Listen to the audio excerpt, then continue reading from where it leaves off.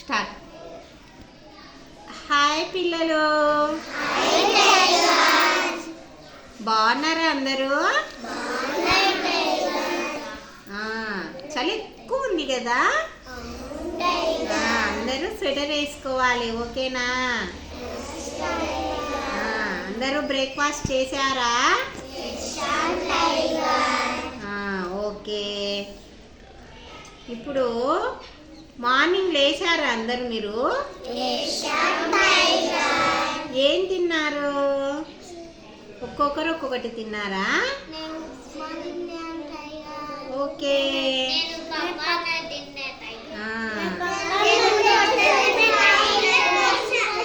సరే, okay okay.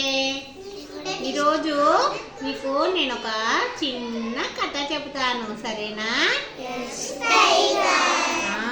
ఒక ఊర్లో ఒక సోము అనే పిల్లవాడు ఉన్నాడంట.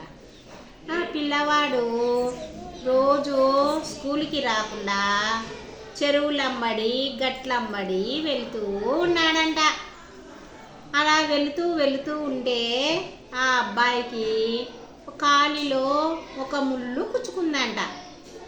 అప్పుడు అతడు దారిలో ఒక చీమ కనపడింటే, చీమ నా కాలికి ముళ్ళు గుచ్చుకైంది, తీస్తావా అన్నాడంట.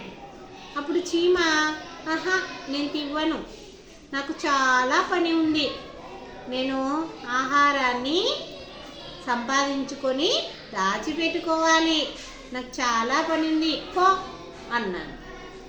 మళ్ళీ ఆ సోము దారిలో వెళుతూ ఉన్నాడంట. అప్పుడు ఒక కాకి కనపడిందంట. కాకి నీ ముక్కుతో నా ముళ్ళు తీస్తావా అని అడిగాడు.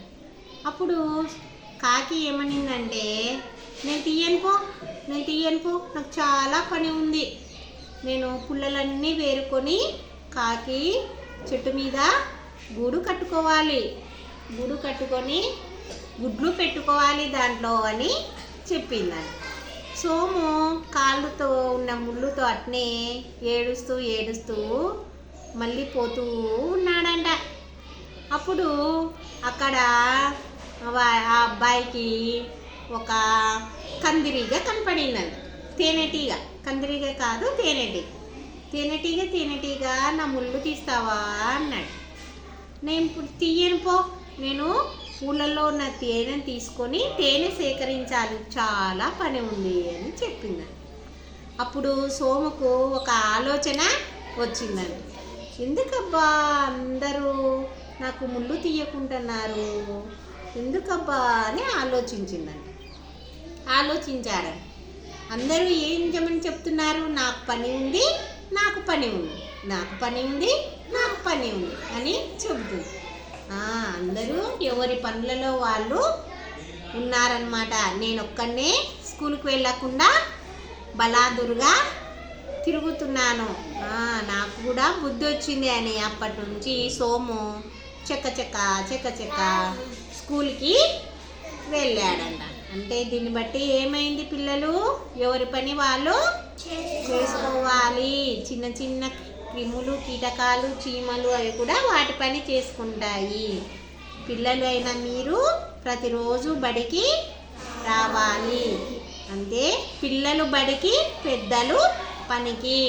ఓకేనా పిల్లలు? ఓకే, బాయ్ పిల్లలు.